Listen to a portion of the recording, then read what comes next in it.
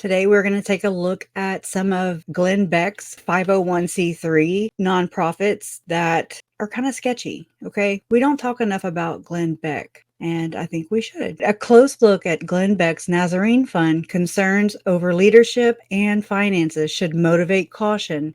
And this is by Steve Raby from MinistryWatch.com. Glenn Beck, the conservative media star and founder of Blaze Media, raised nearly $30 million from donors over 3 days just so a charity he promotes, the Nazarene Fund, can fund a private airlift to rescue 7,000 Christians from Afghanistan by the end of the week. 3 planes had reportedly left Kabul's airport by Tuesday. The Nazarene Fund works closely with Mercury One, a 501c3 charity Beck founded in 2011. A statement on the Nazarene Fund's frequently asked questions page says, quote, TNF often works with Mercury One to rescue those in need. However, they are separate organizations but work closely together, unquote. The Nazarene Fund name comes from Nun, the 14th letter of the Arabic alphabet, which ISIS once painted on doors of Christians and others who were to be executed. As the group explains, the word Nun stands for Nasara, or Nazarene, which is a term in Arabic that expresses contempt or disapproval. Once a sign of death, now a sign of hope. Projects Mercury One claims to have funded include disaster relief in partnership with churches, faith-based organizations, U.S. veteran and active military relief, domestic violence, and an educational initiative designed to, quote, teach future generations the honest history of the godly principles our country was founded upon, unquote. It says it has completed 125 projects to date, most in the Middle East, and claims it has, quote, successfully relocated and supported more than 110,541 Christians and Yazidis, unquote. Beck has successfully roused his audience to address an urgent need, quote, we can do it as the power is with the people, unquote. He said via social media, quote, we are America, not our government. When they can't do it, private citizens step to the plate, unquote. So what's not to like? Christians considering a donation to the Nazarene Fund should have concerns about Mercury One and the Nazarene Fund leadership, finance, and overall philosophy. Leadership concerns. Well, Mercury One's board consists of only 3 people, which is Glenn Beck, Nazarene Fund CEO Timothy Ballard, and David Barton. He's been to Preparing a People and the Firm Foundation events. He's a speaker. We'll never get right until we understand this. It is a spiritual battle. We're told in Ephesians it's not flesh and blood. We're dealing with spirits. And I'll tell you, out of Daniel praying, why'd that answer get delayed for 21 days? Because the prince of Persia fought against him. There are principalities that sit over certain areas, and I can tell this in the U.S. Capitol. When I walk from the House side to the Senate side, I cross the middle line of the Capitol, I can feel a different principality, because they have jurisdictions over different things. And there are principalities that sit over the top of government entities that cause them to think really goofy. And you can't get prayers through. They get delayed 21 days because the principalities up there fighting in the heavenlies, because we're not fighting flesh and blood. And if you don't understand this is a spiritual battle, and if you don't understand that there are really big principalities and powers sitting over places of power, whether it be banking or education. I mean, there's principalities that sit over schools to keep those kids from getting knowledge. There's principalities that sit over financial institutions. They sit over households. They sit over households. That's why you have principalities and powers, and that gradation. You have the corporals, and you have the sergeants, and you have the lieutenants, and the captains, and the generals have a bigger principality. And those little corporals may sit over a house, but it's a spiritual battle. It's a battle. It's a spiritual battle, and we'll never win until we understand that.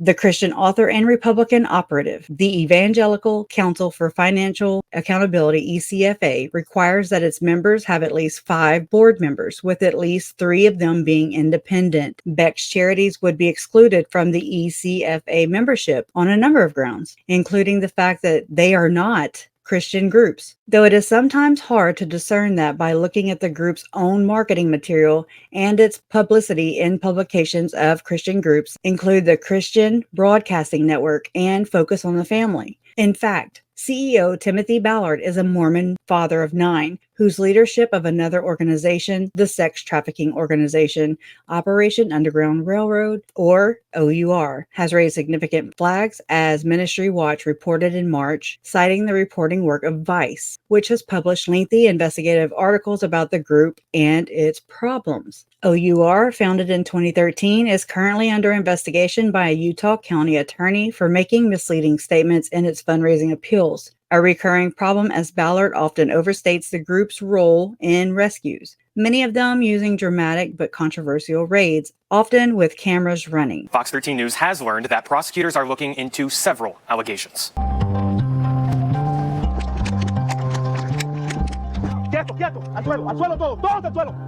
This is video from a 2014 human trafficking sting in Colombia. Members of Operation Underground Railroad working with local law enforcement. Silencio! Silencio! There were about 54 girls ranging in age from 10 to 16, and they were expecting to have sex with all these Americans. They're selling these kids to you like they're selling a car or a computer. At our party, they brought 5 11-year-olds, including one little boy, 11 years old, who were being offered as virgins, and you pay a premium for that. That's $1,000. Many of those who work with Operation Underground Railroad, including its founder, Tim Ballard, and Utah Attorney General Sean Reyes, have experience in law enforcement. They say the issue of human trafficking has no borders. We do these presentations a lot, and people are like, "You're kidding me. That can't exist here in our state." For years, Fox 13 has reported on law enforcement efforts to stop human trafficking in Utah and abroad. Those are real heroes, frontline first responders, firefighters, law enforcement. Now, Fox 13 News has learned the Davis County Attorney's Office has opened a criminal investigation into Operation Underground Railroad. According to Davis County Attorney Troy Rawlings, quote, "We've received complaints and are in the process of reviewing those complaints. Because of the ongoing investigation, our request for records was denied." Just one quick thing. You talked about... I think I'm good. Attorney General Sean Reyes serves on Operation Underground Railroad's advisory board and even went undercover with that sting in Colombia. We actually had no idea he was the Attorney General. He just acted humble like everyone else. On Tuesday, he talked about the great work being done by OUR while receiving an award from Daughters of the American Revolution. He has proven to the people of the state of Utah that he is a man of integrity and ability. After the event, Reyes declined to answer questions about the nonprofit.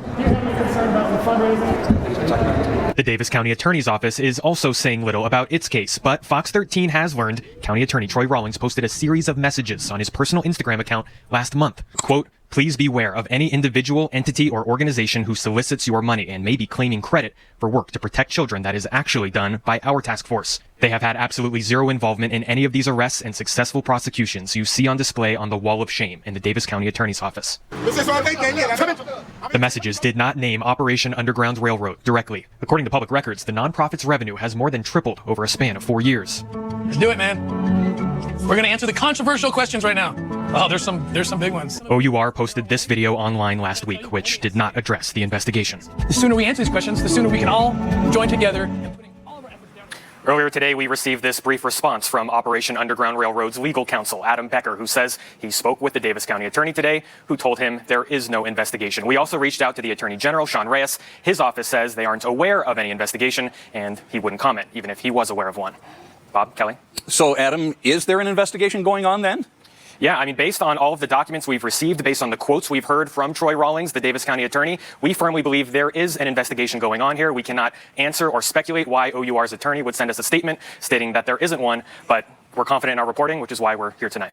The group settled a lawsuit with one man it falsely claimed was a sex trafficker. OUR also restated claims that it used in fundraising appeals about a college. This would be referring to the University of Utah, as reported by investigative journalist Lynn Packer. This is something that I added in here. See Lynn's YouTube channel to see the details involved with this. That supposedly provided rescued women with college degrees after Utah State demanded a correction. In addition, the Utah Trafficking in Persons Task Force does not work with OUR. The group also faces claims that its tactics, including flashing money in sex clubs, actually increases demand for trafficked sex workers. The Sound of Freedom, a film about Ballard that has been described as quote-unquote upcoming for years, will star actor Jim Caviezel as Ballard.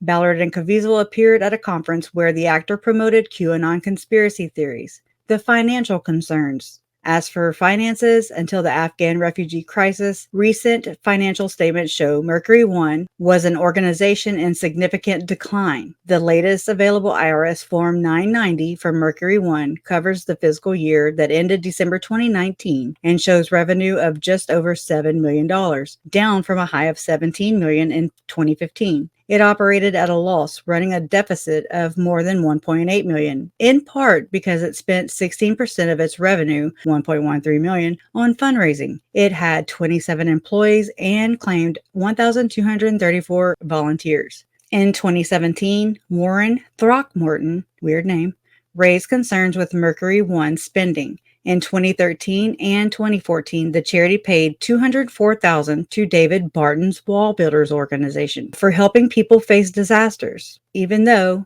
according to Throckmorton, quote, "it isn't clear at all what disaster relief they supply to anyone," unquote. Mercury One also ceased accepting designated donations, insisting that it knew best how to spend donor gifts. Despite these concerns, Christian and conservative media continue to pump up the volume on Beck's efforts. Quote, Glenn Beck shares incredible update, unquote, reported CBN, the Christian Broadcasting Network, which did not mention that Beck and the CEO of his charity are Mormon, nor did focus on the family's public policy outlet, the Daily Citizen, in its report. But the Chronicle of Philanthropy encourages donors to beware of Afghan relief efforts. It reported that fundraising for Afghanistan is quickly ramping up. Quote, groups raising money for Afghanistan relief also are benefiting from wall-to-wall news coverage of the U.S. withdrawal and Taliban takeover, which in turn increases pressure to give, unquote.